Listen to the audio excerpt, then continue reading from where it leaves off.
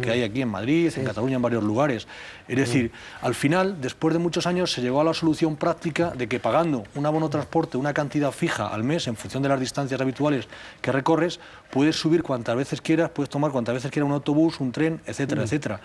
Entonces, esto es una solución similar, es decir, se está pagando un mínimo que va compensado en el CD o en los soportes, en los aparatos, para que puedan ser retribuidos esos derechos que dejan de percibir autores y artistas. Entonces, hay una cosa que es bastante perversa en este debate, y es que efectivamente se ha trasladado un problema que tenemos la industria y las entidades de gestión, es decir, la industria y los creadores, se ha trasladado el problema a la calle.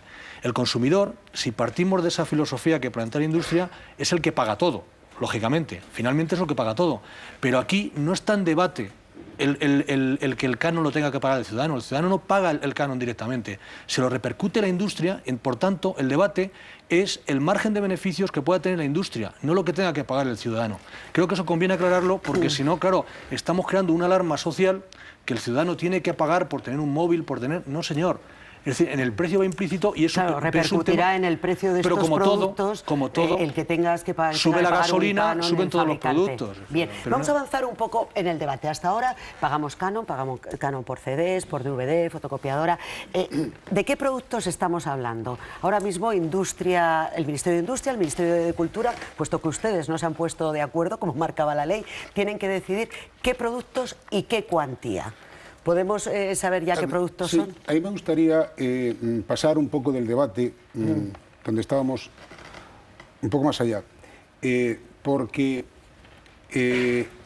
existe una ley en España que establece la compensación mediante un canon por copia privada, y en la medida en que existe, yo pienso que ya sofre el debate si canon sí o canon no, por lo menos de nuestra parte. Nosotros estuvimos en contra del canon, pero en la medida en que está legislado, nuestra postura es que se cumpla la ley.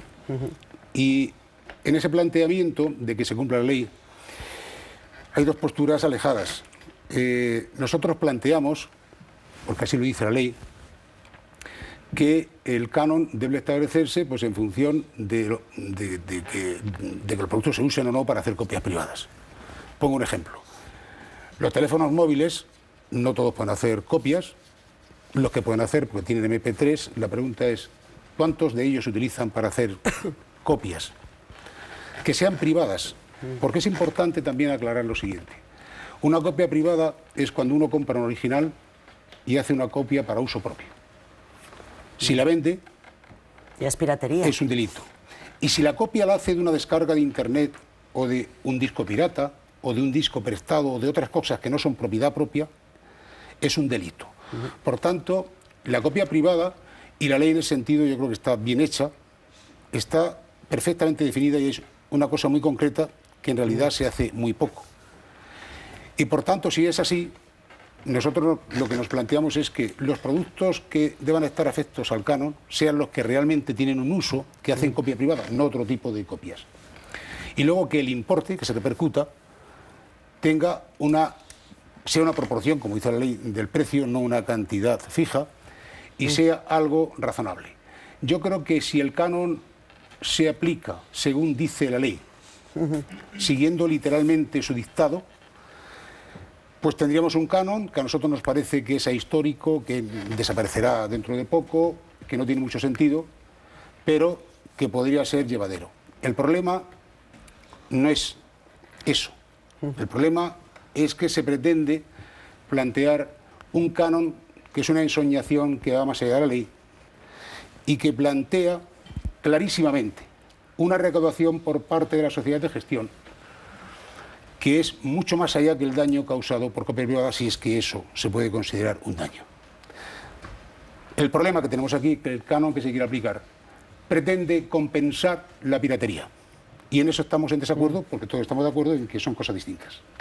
Es que hablamos de las sociedades de gestión como si fueran algo malo en sí, como si fuera algo problemático. Yo creo que no lo es. A mí me parece que, por ejemplo, la Sociedad General de Autores, España, funciona muy bien para mucha gente y hay muchas, por ejemplo, muchos músicos, muchos autores teatrales y demás que si pueden vivir de su trabajo y si pueden salir adelante es porque la SGAE le está cobrando pues un tanto por ciento y les está dando dinero, es verdad que llevándose también una parte, como es lógico, nadie trabaja gratis, ¿no?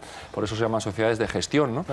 Pero si no, tú no cobrarías cada vez, si tú escribes una canción, yo he escrito algunas, y cuando me pagan porque han puesto una canción que yo he escrito en una radio de Costa Rica o de Perú o de Colombia, lo que pienso es, si no me lo gestiona la SGAE, jamás lo cobraría. O si lo toca una orquesta en México, donde fuera, jamás lo cobraría si no fuera porque existe. De manera que a mí no me parece que en sí mismas y de entrada haya que hablar de las sociedades de gestión como si fueran algo malo, algo perverso, algo que roba. Al contrario, es algo que hace que mucha gente reciba un dinero que si no nunca recibiría.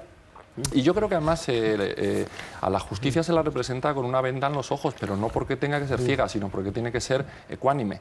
Y yo creo que la justicia y la ley lo que tiene que hacer es mirar alrededor y ver que cuándo las cosas cambian. Y cómo no van a haber cambiado las cosas si ahora vivimos en ciudades donde están las calles llenas de mantas, donde se venden discos y películas, si todo el mundo tiene en su casa un ordenador del que te puedes descargar desde una película que está en el cine desde hace una semana hasta el disco que acaba de salir 10 minutos antes.